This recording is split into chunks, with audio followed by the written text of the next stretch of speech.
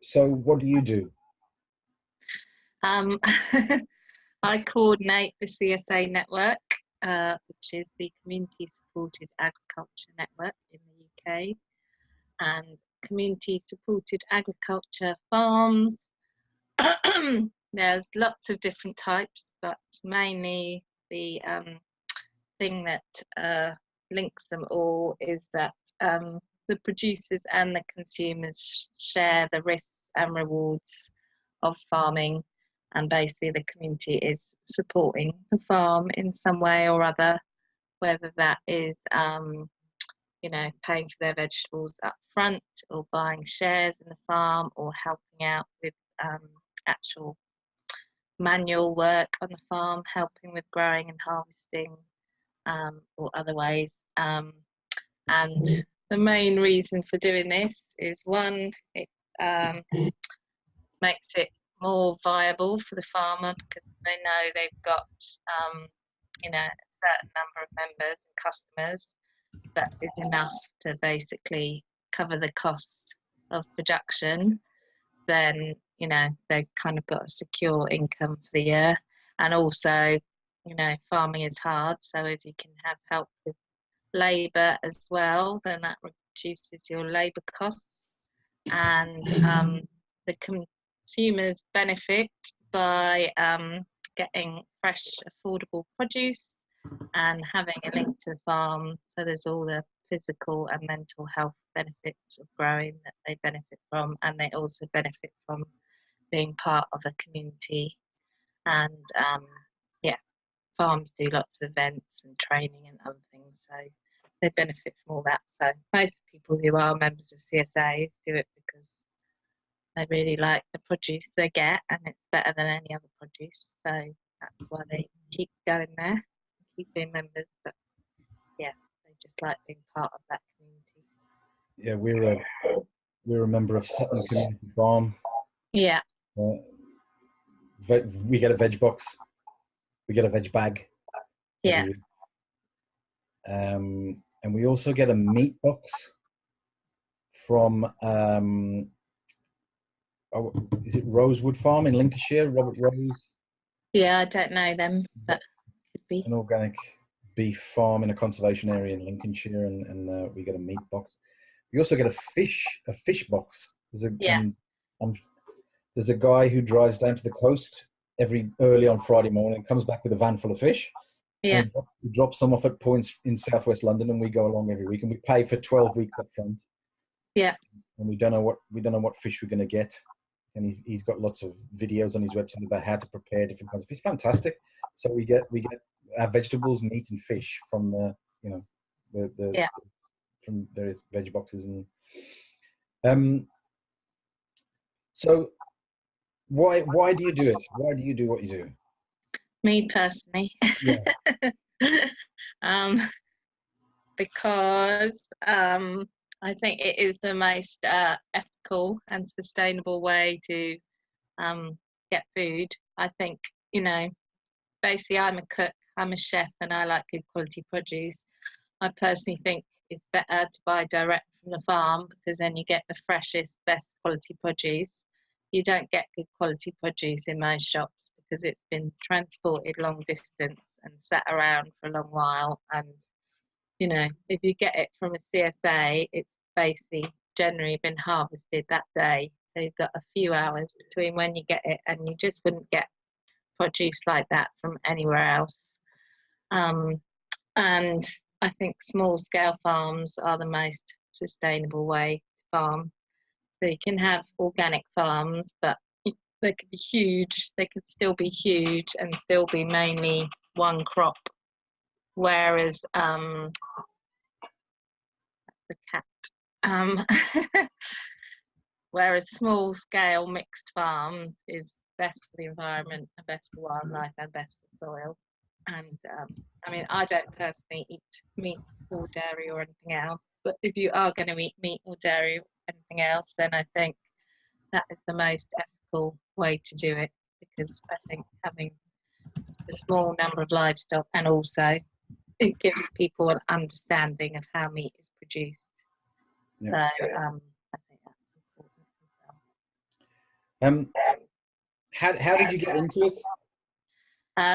Well, I used to, well, a long time ago, I was a 5-a-day coordinator for the Primary Care Trust. So I've always done like health promotion work. Then I worked to Sustain as a food co-ops project coordinator. And then I set up my own vegan, organic, local food cafe. And then Where was that? in Hastings. Okay. And then I had a baby, and then I sold the cafe, and then I did this. So I kind of, well, I've always known about CSA since I was doing the food co-ops work, because it was all part of making local food work, which involved the CSA program as well. So, but I've actually never been part of a CSA, just because there hasn't ever been one near to me. I've been a member of lots of veg box schemes, but not actual CSA schemes. Just Oh, right. So, okay. So what's the difference between a veg box scheme and a CSA scheme? Is it because you actually go to the farm and you become? yeah, I mean, when veg box schemes first came to this country and started all around the world, the original, or one of the original things it was based on, was a Japanese scheme called Taikai, which I can't remember what Taikai stands for, but Taikai in Japan is the CSA scheme in Japan. So originally, veg boxes were CSAs, and in Japan, they were generally started by groups of ladies who were concerned about pesticides. So they approached local farmers and they said they'd help the farmers with packing veg into boxes. And that's how the original veg box scheme started. And then in other countries, like in the US, there's thousands of CSAs, and they are just veg box schemes. They don't really have that much community involvement. So a veg box scheme here would be called a CSA in the USA. But here, the main difference is just, is the community involvement. So you can have a veg box scheme that just, grows produce, might buy in some produce and just supplies it every week, but the community aren't involved in any way, really. And in a CSA, the community will be involved in some way, whether that's, as I say, helping out on the farm or going to events or committing to a share of the harvest.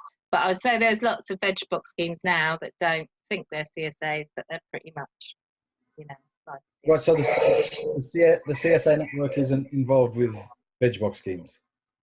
yeah, lots of our members are veg box schemes, but not all veg box schemes are CSAs. I've got you. Okay. So, all right. So a lot of the CSA farms also do veg boxes. Well, most of the CSA farms do veg boxes. They do. But there are obviously hundreds of other veg boxes that don't call themselves CSAs because they don't.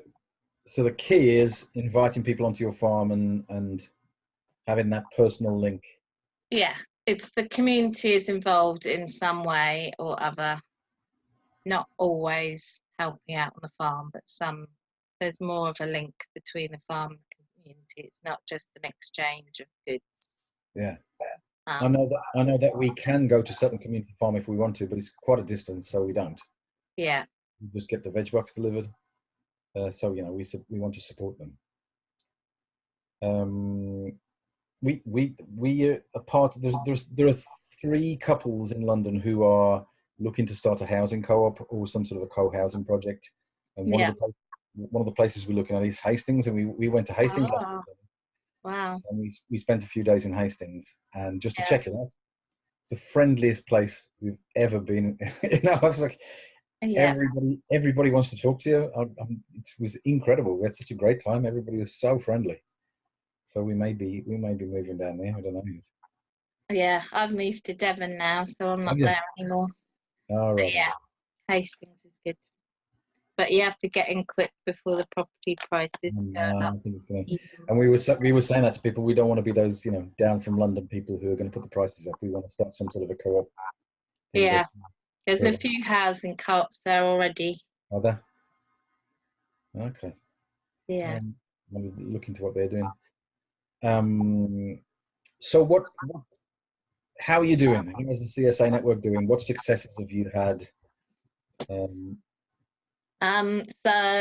we just got another 3 years funding from Esme Fairbairn, so they basically support our work. There are over 100 CSAs in the country, and we've helped support at least 15 new ones in the last couple of years. So every, you know, you're not going to get hundreds setting up every year, but I think every year the membership will increase by about 15–20%.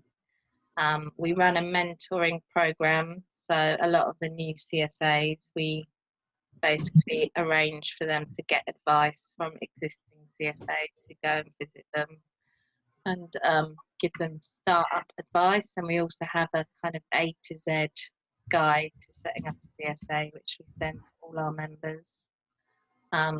So numbers are definitely growing. Currently the main startups tend to be producer-led CSAs, tend to be either younger people who've basically done lots of training in horticulture and want to set up as growers straight away, and they tend to be quite young, 25-ish, and start on a small piece of land. And CSA works for them because they want to start small, so they just start with about like 20 customers. Often it's just part-time, so they have to do other jobs to earn enough money. And then the other type tend to be kind of older, not old people, but middle-aged people who have maybe had a career change and have enough money to buy a house with a plot of land, and the plot of land is big enough to set up a small holding. And again, they want to involve the community in what they're doing, and quite a lot of them are more interested in doing sort of education work as well as just supplying produce. So those are the two main new types that we see starting up at the moment. So CSA is growing, it's on the rise. Yeah.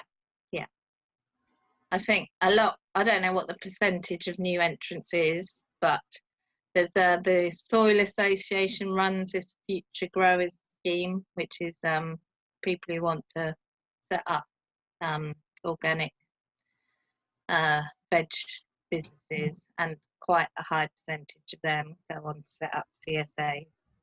So it's one of the main things that new entrants to growing seem to go for. They either do that or they supply to restaurants, because if you supply to restaurants, you can kind of make more money growing fewer crops. If you set up a CSA, you make less money, but maybe have a more rewarding growing experience. So is that the place for farmers to go then? What did you say was the Soil Association Future? That's for people who want to become growers. It's a kind of apprenticeship, training and apprenticeship scheme. So a lot of kind of new people who want to set up veg growing businesses. I can't remember how many they train every year. They might train 20 people every year or something. But it just seems that a lot of them then go on to set up CSAs or work in CSAs. And what if you're a farmer or a smallholder, and you're thinking that CSA might be, if you want to find out more, or if you want to become a CSA? Yeah, well, they can come to us because we provide them with startup advice, and they can sign up to our mentoring program. We don't get a lot of existing farmers changing to CSA. It tends to be no, it tends to be new entrants. Because I think with existing, sorry. No, go on, carry on. I think yeah, it depends on the type of farm they're running anyway. If they're already an organic farm and already doing some sort of you know, vegetable scheme or direct marketing, they wouldn't necessarily change over to CSA unless there was a reason to. I think maybe as the existing organic farmers grow older and some of them want to pass their farms on to people, or kind of, you know, it becomes too hard for them to farm on their own, then CSA is a way for them to bring in more people and get more help on the farm. So that might be future growth as well. Are all CSA farms organic? They're not all certified organic, but most of them grow according to organic principles. What if they didn't? Sorry? What if they didn't? If they didn't, they could still call themselves a CSA. Well, so it's not. There's no correlation between CSA I and mean, organic. on our website, it says, you know, one of the principles of CSA is care for the environment, but we don't, you know, certify them or inspect them or anything else. Would you encourage them to be organic, or, you know, encourage them to use pesticides? Yeah, I mean, we don't advise on that sort of thing, so, and people don't ask us about that sort of thing, but I think anyone who knows what CSA is has probably found out about it because they're into organic. So the only reason people aren't certified is because generally some of the very small ones, the cost of certifying is, you know, is too big a cost, and also because they're supplying direct to their customers and their customers can come and visit them. They, you know, they don't necessarily need certification for people to understand what they're doing, and they're not using pesticides. So I spoke to Simon Fairley. You know, Simon Fairley, the landowner, and his position is that it shouldn't be the organic farmers who have to pay for certification. It should be the pesticide farmers who have to pay to use pesticides, and yeah, it should be the other way around. Yeah. And it seems like it's costing you more money to do the right thing, which is yeah. Are there CSAs all over the country? Yeah, they are. We've got a map on our website so you can see where they all are. There tends to be slightly more in the southwest. Yeah. And in Wales, generally due to land prices, I would say, or ease of getting hold of land, and because people want to live in the southwest. But in Wales, there is more government support for CSAs, so they've definitely had more support there than in other areas. But apart from that, they are spread quite evenly. There's less in Scotland. There's not that many in Scotland. There's only one in Northern Ireland at the moment. What sort of support have they got from the Welsh government? Well, the Welsh government has, I think, they've given funding to other organisations to support. So the Federation of City Farms and Community Gardens, they have a whole programme to support all different types of community growing, but CSAs is part of that, and I think that comes from Welsh government funding originally. And CSA is not just veg, is it? It's no, anything that it's anything. I mean, I would say the large majority of our members are mainly veg, but there's only a few that are just livestock, and then there's quite a few that do veg and livestock. There's honey as well. There's bread CSAs. Obviously the fish ones you mentioned. There's only a couple of those. There's only a couple of those, yeah. But yeah, you could use it for any produce really, because in terms of a kind of subscription scheme, it could be any produce anywhere that people buy. Is there any organisation that is a network of veg box providers? No, there's not really an organisation that, I mean, obviously the Soil Association support, well, they used to do more to support them, but they only support the ones that are certified organic. So because with veg box schemes, the farm's got to be organic, but then also the kind of packing has to be certified organic as well. So there isn't one organisation that supports veg box schemes. I think there was a veg box person who is trying to set one up, and there's also growing communities are setting up a new scheme. Well, they've got a scheme called Better Food Traders, which they've helped a certain number of organic veg box schemes set up, and now I think they want to kind of set up a national scheme promoting, but it wouldn't just be veg box schemes, it would be shops or bands or cafes that are kind of supplying. That's interesting. Okay, so I'll talk to them as well, maybe. Yeah. What problems or barriers? What are the biggest problems or barriers that you face? As an organisation or as the farms? Yeah, both. I mean, our barrier is mainly just getting the funding to do the work, and you know, so we only have limited time. There's only me 2 days a week doing all of this. And oh, really? Okay. Yeah, and obviously we have to keep getting funding to do the work that we do, and because the farms we support don't have much money, we can't really get them to pay for the services because they can't afford to pay for the services. So we'll generally always have to be subsidised in some way and rely on funding some way to support the work we're doing. Whereas if there was government funding to support this kind of thing, to encourage more new entrants, then it would obviously be easier. Is that looking likely?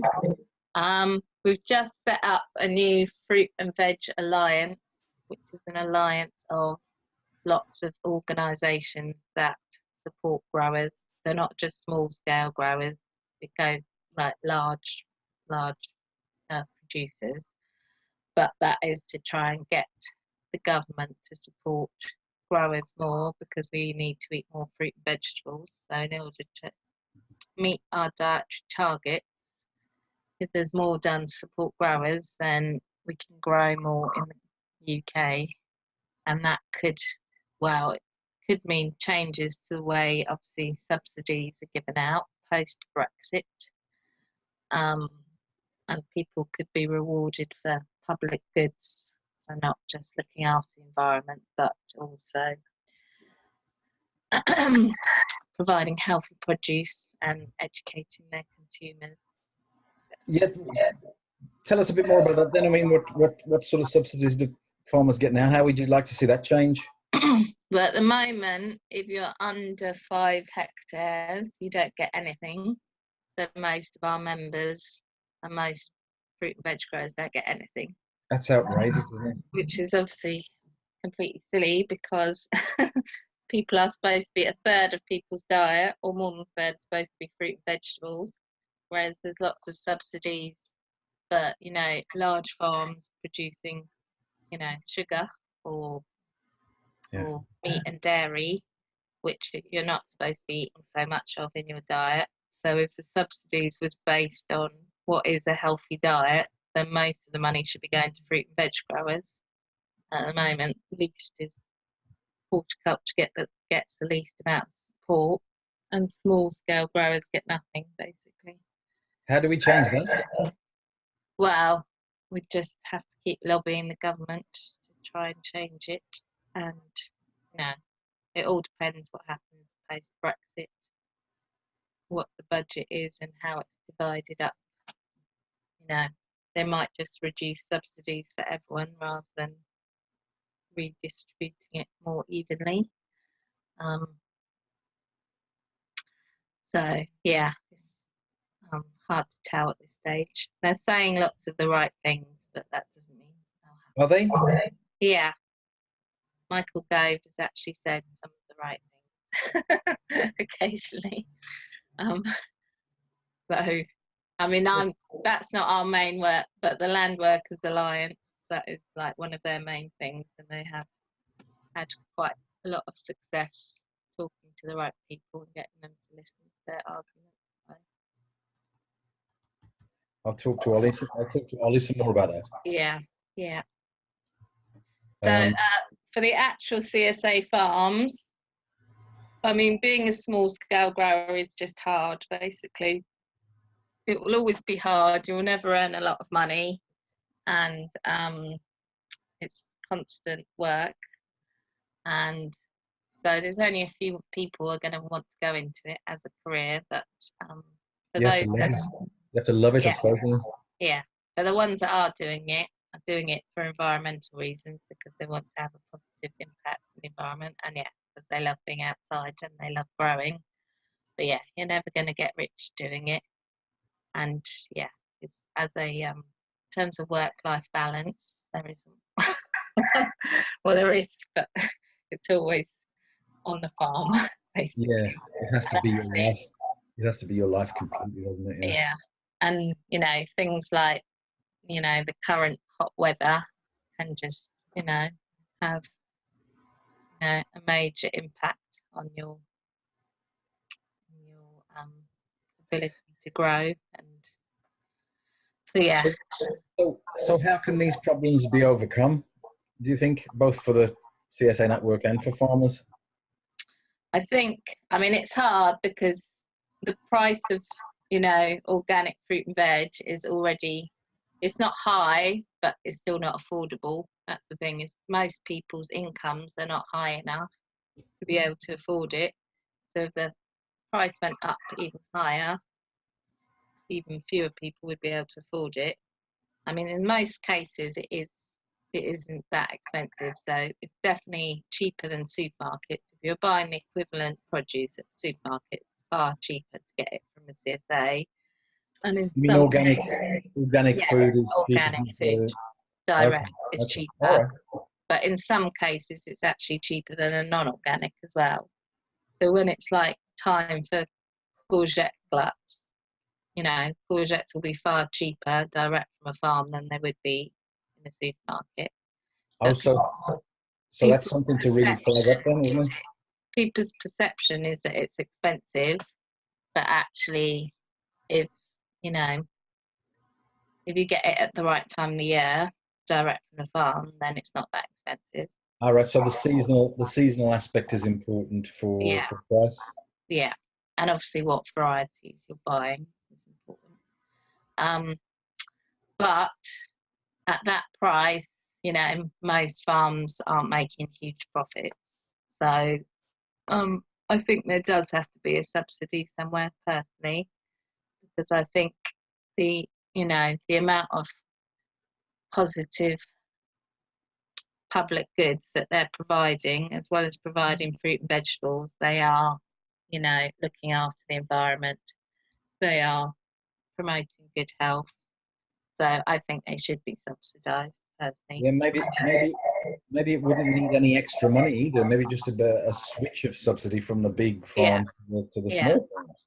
Yeah, and I think because at the moment quite a lot of CSAs apply for grant funding to support their work, which I think is fair enough. They should be able to apply for grant funding, but if there was government funding as well, because at the moment, like the big lottery is doing what the government should be doing, so they're supporting this work because it's good for local communities, whereas the government should be supporting it because it's good for local communities.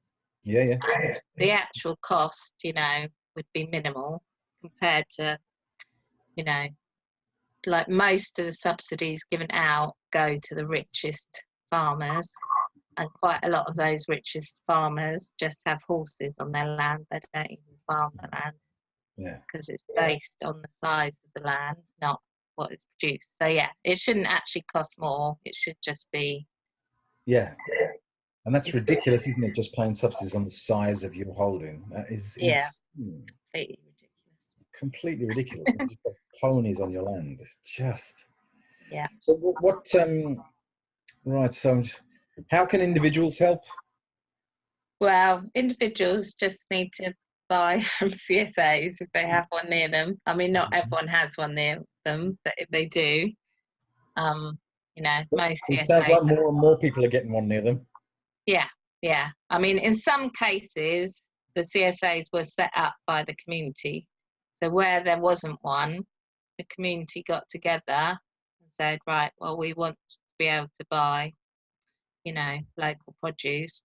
So they're the ones that start it up, and then they either employ a grower or do the growing themselves, or the, you know, and again, it's not just fruit and veg, it's livestock and other things.